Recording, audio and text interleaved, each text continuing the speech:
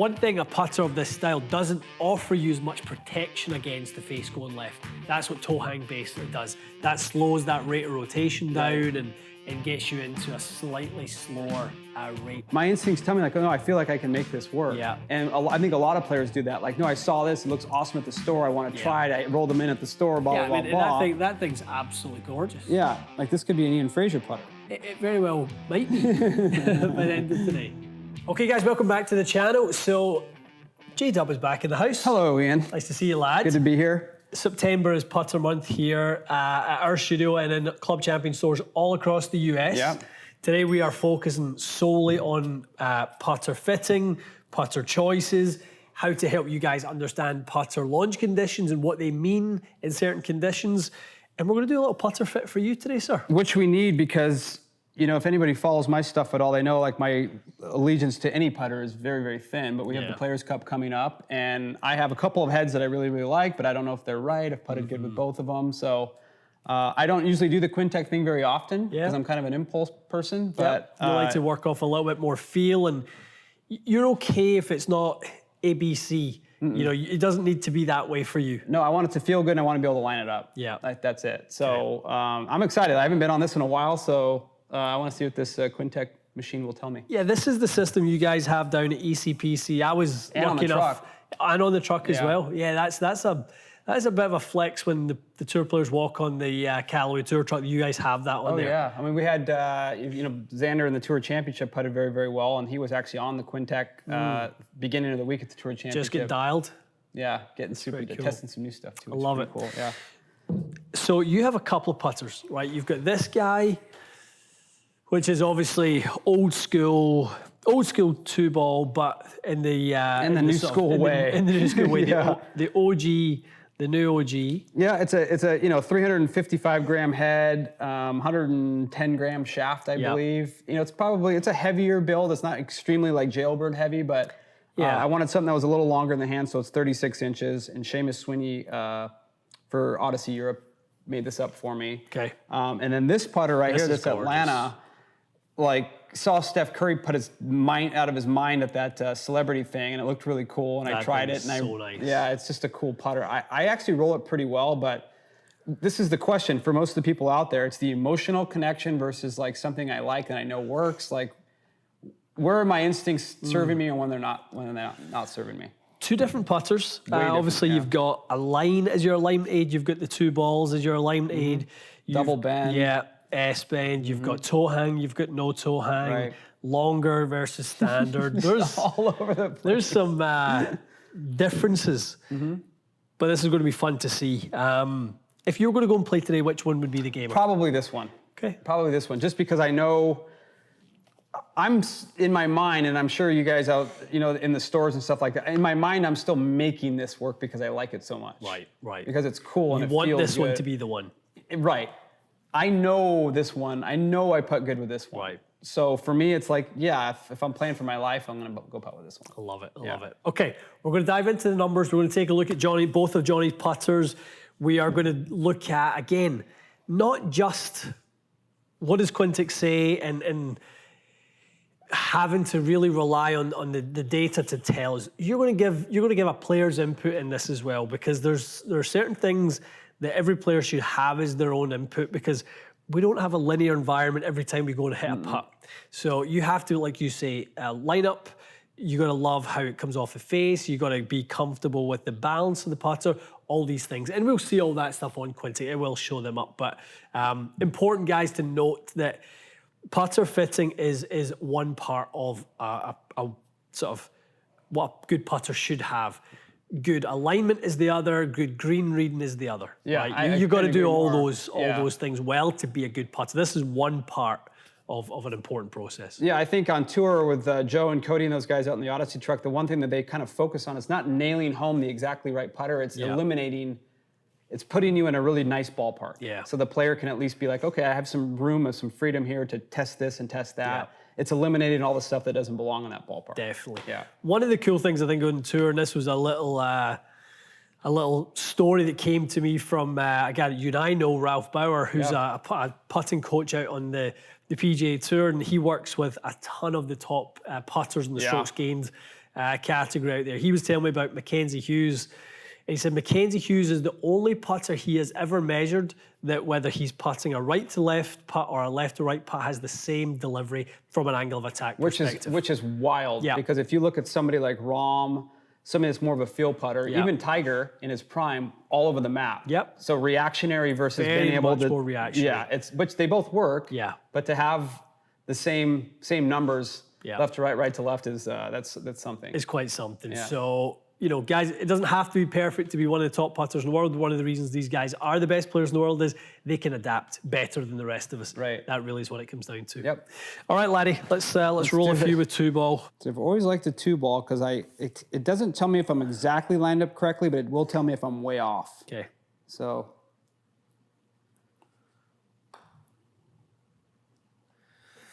Pure as the driven. All right, and as always, we're going to get a few putts here. Right. Okay. We're probably going to look at 4 or 5 putts with this one.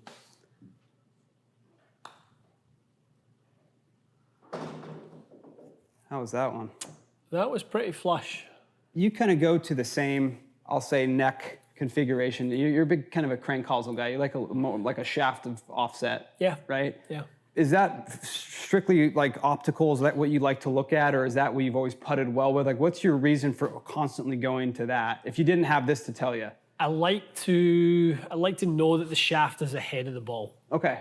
So for me, anytime if I get less than a full shaft of offset into sort of half shaft or in center shafted with none, You start leaning the handle. yeah, I just as half, lead the handle and I take all the loft off of it. Okay. So for me, the handle has to be ahead, but I don't necessarily want to push all the loft off of it. Gotcha. Okay. Because the one thing that I struggle with, and there's the difference between me putting well and not, is sometimes when I actually do lean the handle, I get off. Yeah. So I have to constantly, almost work on feeling like the ball's almost back and my hands are slightly ahead. Do you have any sort of feel for what type of a putter you are? Are you a little bit of a cut putter? Are you a little bit of a... I would say I'm a hook putter. You feel like you hook it? Yeah. At least to my eyes. Like if I was going to trace the path of the putter with my eyes, I feel like I kind of almost like my full swing. Yep. I feel like I'm almost back and then, just, I don't want to say hooky, but With I feel a like little I'm release to it? hitting the inside of the ball, yeah. Okay. Give me one more with this guy. Okay. As we know, feel's not real. That's just what Yeah. That's kind of what your perception of it. Yeah. Yeah.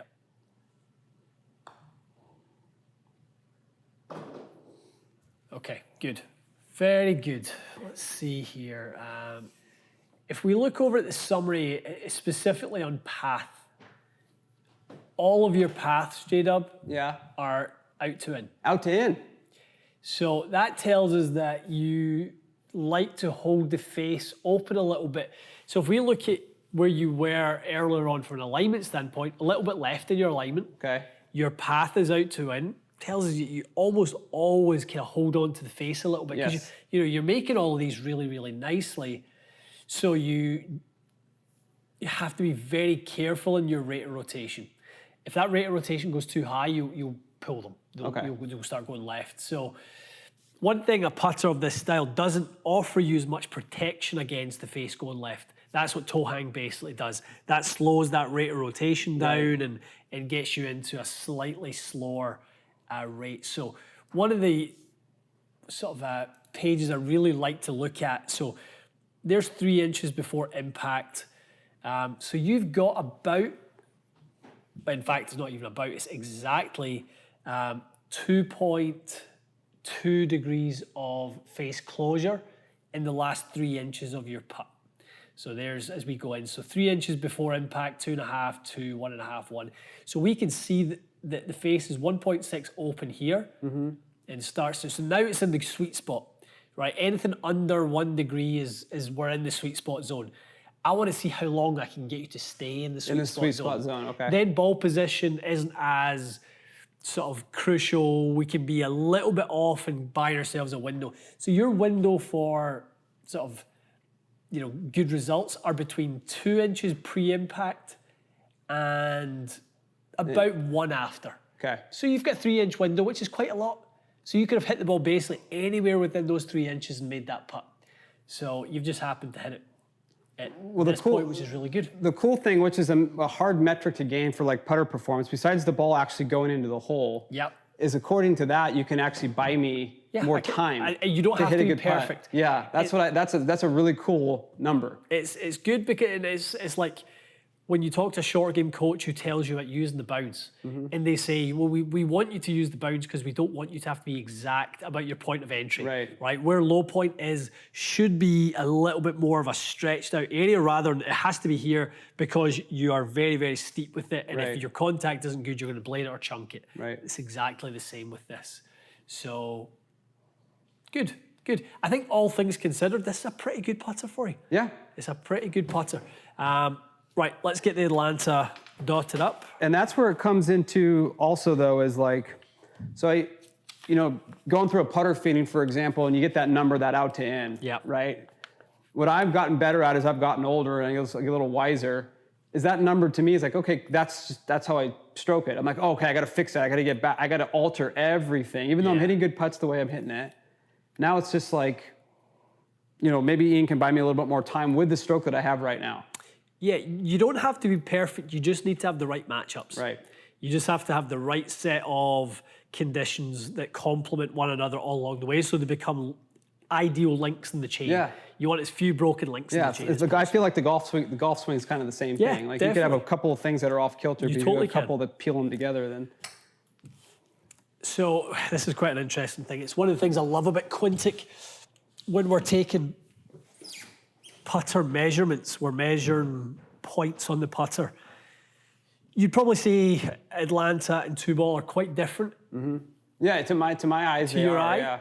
To the measurements of Quintic, where we're measuring at the sort of the shaft insertion point and distance from the shaft to the toe, they're about 0.2 of a centimetre apart. Really? So in dimensions, they're actually super close.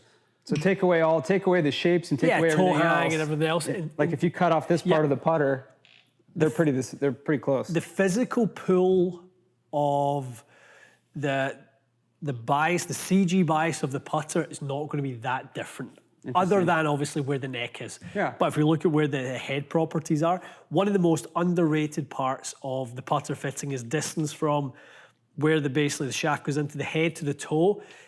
The longer that is, the more that's stretched out, the slower the rate of rotation is. It's just like moving that x-axis out a lot more, stabilizing it a heck of a lot more. So we're changing the bias of the rate of rotation. That's why you see a putter like a blade, a true blade putter. They are so slow in the rate of rotation because it's probably about 9.5 centimeters from shaft insertion to the toe. Right. Take a center shafted putter, it's about 4.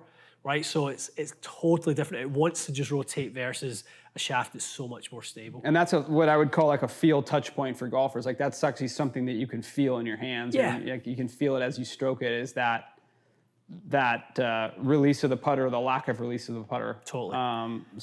Okay, cool. It's like giving a good player a set of blades. All of a sudden they feel like they've got control back. Right. Of the putter.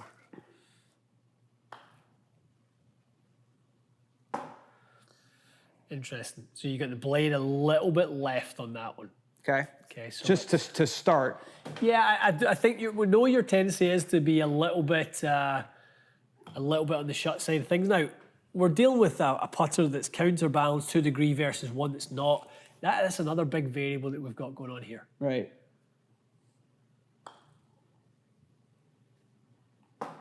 Interesting. This is interesting. I feel like I'm making the same strokes, but I guess it's worth me hitting about 4 or 5 with this putter and then just kind of figure it out at the end. Because I can already, obviously there's some different things going on here. And it's not because they're missing. I even feel like the ball's rolling differently.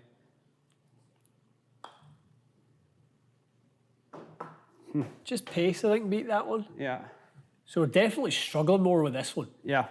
No doubt about it. So if we go over to path, back to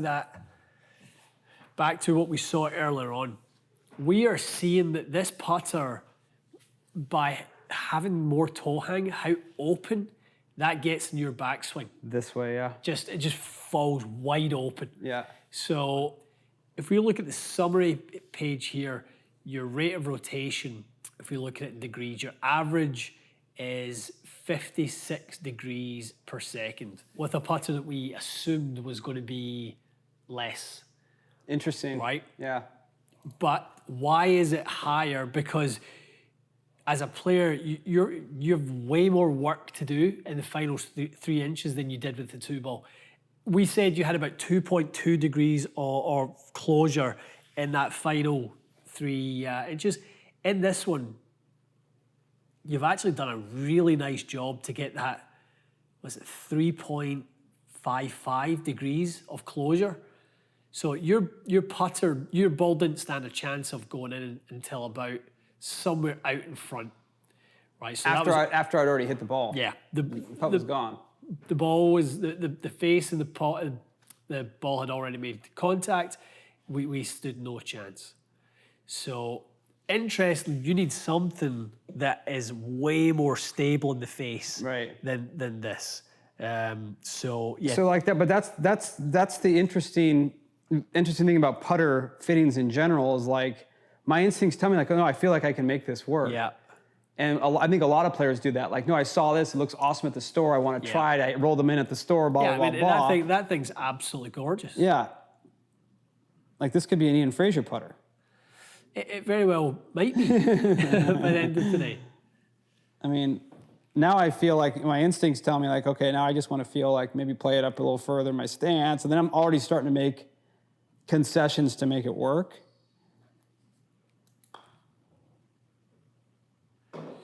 I mean, they're sneaking in edges, right? Whereas the 2-ball was center cup. Okay, hit me one more with this guy. Seemed like the best delivery with this one. Yeah. But the thing is, with this putter, for me to make that stroke, I feel like I'm open to the line. Yeah. I feel like the ball's up further in my stance. Yeah. It's not naturally how I'd approach a putt. Like I'm making, concessions. Yeah. And at that point, giving up on alignment and just getting my body in a position to where I think I could manipulate it enough to make a good putt. Yeah, I would just say based on that last one, I would say well done on having good timing. Exactly. Right. I made it work. Yeah. Yeah. So your path tends to get a little bit out to in. So I think that feel you have of what you think you do is the right idea of what you need to do. Right. Right. I think that little forehands in tennis, right? Just imagine we're playing a little game of, short court. So we're playing tennis, we're just hitting little forehands back to each other. Right. Okay, so just hit me a little draw putt.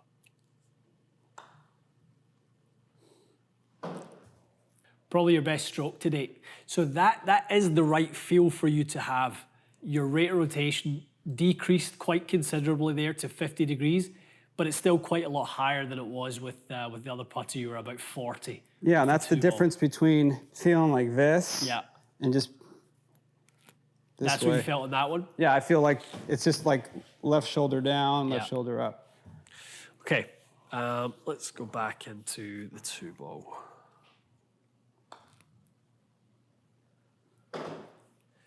The best players in the world are down in this sort of medium to low sort of rate of rotation. Right. If we can get your, if we look at the 13 putts you've hit so far, the lowest rate of rotation so far is 40. That was 23. As soon as you, and again, we're talking about buying ourselves space. We really want to kind of get this push-pull ratio. We want to stretch that out to sort of 16 to 18 feet. So one more where we feel it, where it's just, again, a little bit more. And with the path, it could be even something as simple as just taking a fraction of a step away from the ball. Right. Just back from it a little bit, allow right the putter a little more space to move inside.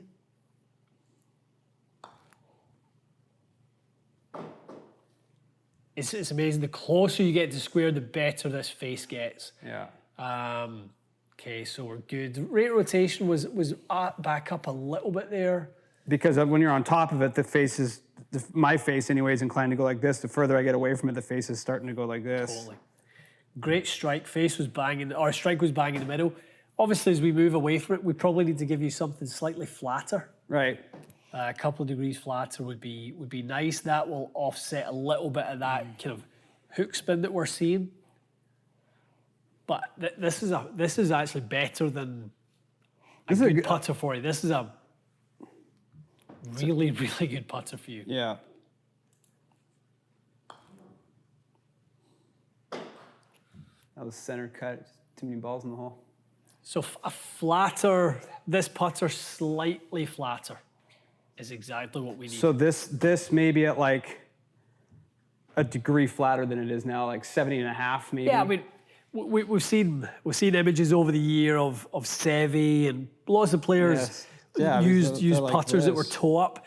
And the reality is, right, if we have the less loft we have, we can tilt that loft up and down, unless it's loft that we're angling when the toe is up or down. Right. So if we don't have much loft that we're delivering, in this case, we've probably got, we're launching at 1.7, so probably 2.5 degrees of loft. Okay. We're not really tilting much. So at 71, which is what the lie is right now, J-Dub, I think go 1.5 flatter. Okay. That'll take us to about 1.5 toe up, which is absolutely fine. Okay. Are you gripping it all the way at the end of that, or are you giving yourself a little bit? I try to get my thumb right at the top of this triangle. Yeah. I mean, because you got to have somewhere that you're, especially if you're choking up on it, you want to try to get the same place every time. So I feel like this part of my hand's at the bottom of the end. That's kind of where I grip it. Right. Johnny has access to everything that you would ever need. Every neck, every putter style, everything. You're really right there, to be honest. I mean, you had the model that you thought was going to work for you really, really nicely. It's the OG 2-ball. There's so much more tech out there, yet it's not really what you need. No. What you need is basically what is on here. Which is encouraging that my instincts are. So I have like gear junkie instinct, which will land me on here, and then I have like my practical, I actually want to play good instinct. This thing's just sheer eye candy, isn't it? Awesome. It's so good looking. But you can see how much more stable that is, Yeah. and why that is going to breed so much more consistency for you when you're trying to be consistent as you can on the golf course. We've got to beat Brian LaRoche 5 and 4. Got to make those putts, stream song greens. Okay. Yeah. Good stuff. Cool. Guys, we love to show you the process, right? We love for you guys to get a fly-in-the-wall sort of view as to what happens every day in here on our putter fitting system. We've got all these different putters. We've got our Odyssey fit cart over there. There is no putter style we cannot build under this roof. So, if you don't have the right one, if you don't have an option, you're going to find the right one once you get here, that's for sure. So that's what Putter Fitting Month is all about. It's bringing awareness to the value of putter fitting, why you guys need to pay attention more to the putter. Don't just walk into a store and try a couple and go, yeah, I think I like that. Don't look at that one. Go through the process, talk it through with someone who's kind of obviously got some experience on the putter fitting system, and you'll get some results that you probably really never fathomed you probably could. I think when you move the putter just about that distance, J-Dub, it's our one opportunity to be as close as we can to Tour Pros. Right, it's also as much control over the strike as any amateur will have as in the putting stroke. So I would say to anybody that's going in for a putter fitting, whether it's with Ian or anybody, the more open-minded you can stay as to what you're going to land on, the better you're going to be. 100%. Yeah, I mean that's the key is having an open mind. So yeah, love it. Okay, guys, much more to come on the putter or here at the Putter Studio. Putter Fitting Month is just getting started, so stay tuned for more, and we'll see you again soon.